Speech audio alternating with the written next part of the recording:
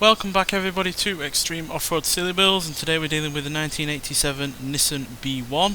So this has 668 horsepower, 682 pounds-feet of torque from a 2-litre turbocharged inline-4 engine, and the car itself now weighs 1,521 pounds, has off-road tyres, all-wheel drive and off-road suspension, and it can do 0 to 16 3.518 seconds, 0 to 100 in 5.8 seconds, and go to a top speed of 181 miles an hour. So yeah, this does have substantially more power than what it had originally, because it only had 51 horsepower standard, so that's an increase of 617 horsepower, which is obviously quite a lot for what is obviously quite a small stubby car.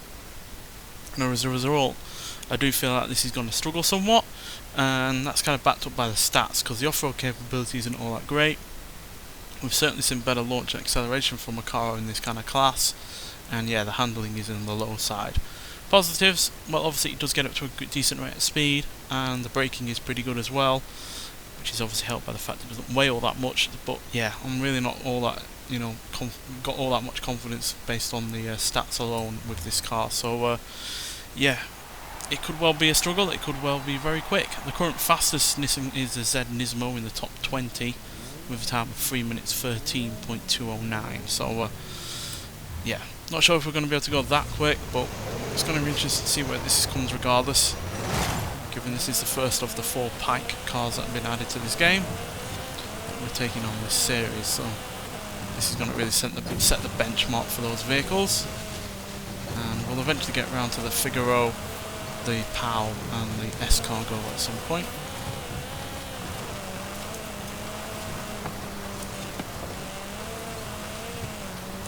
Obviously it never had any power going through those rear wheels, so that's all new to this car.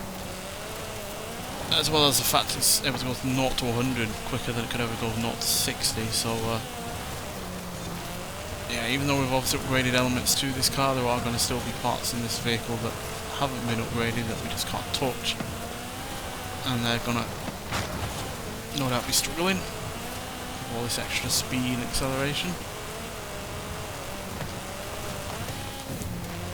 We are doing okay so far, especially considering those stats weren't the most confidence-inducing ones.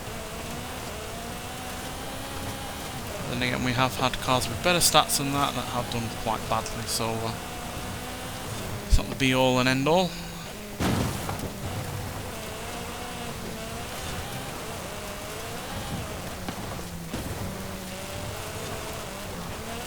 It is going to be helped by the fact that it doesn't weigh anything, and it's really rather quite small and nimble, so it's going to be dancing around these corners.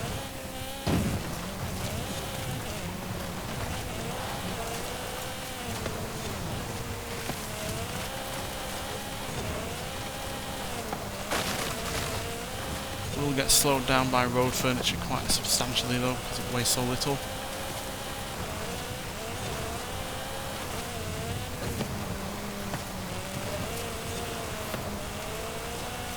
Basically have a mini rally car on our hands here, the way this is performing so far. It's getting up to the fastest rates of speed, but it is maintaining it pretty well.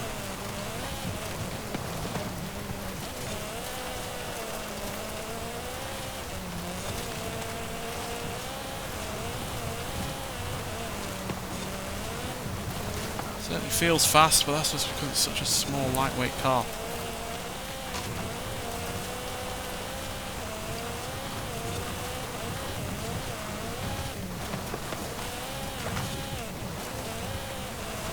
Very conscious of the fact that it might well snap oversteer. Small cars like this with teeny tiny wheelbases do have that tendency at times.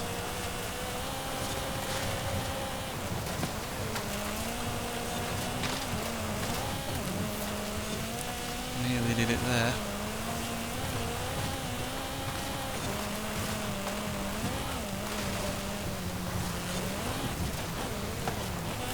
Been one of the more exciting runs down this course, even if we're not going to be the fastest.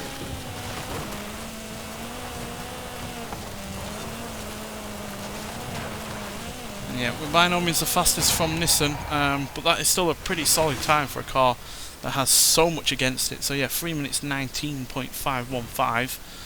So in terms of the other Nissans, we're behind also the standard Z Nissan, as well as the GTR Nismo, the Fairlady Z from 2003.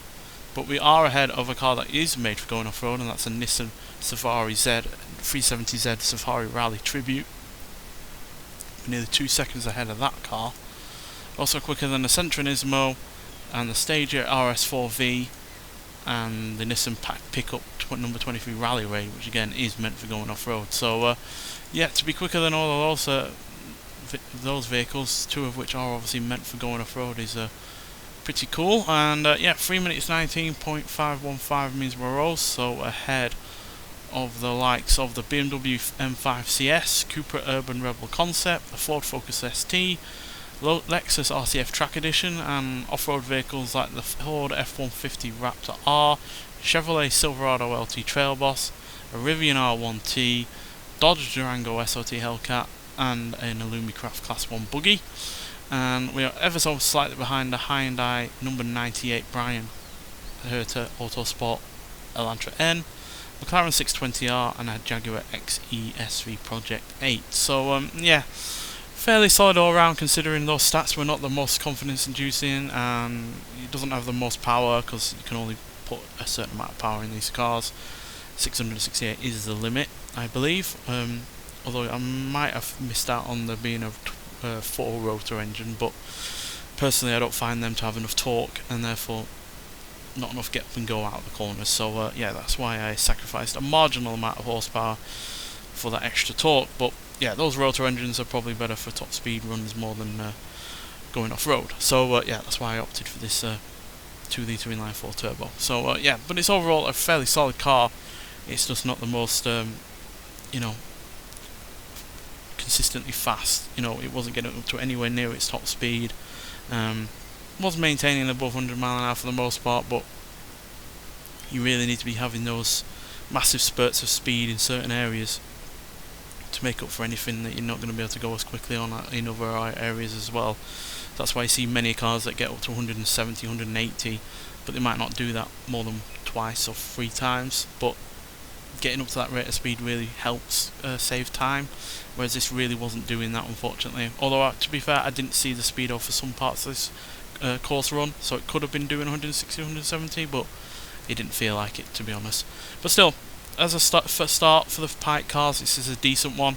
You know, we are within the top 9. Yeah, within the top 90, which is decent enough, especially when you consider how many have we done now. This is car number 211, so comfortably in the top half, so that's fairly solid. Nonetheless, so thank you for watching, and I'll see you in the next one. Bye.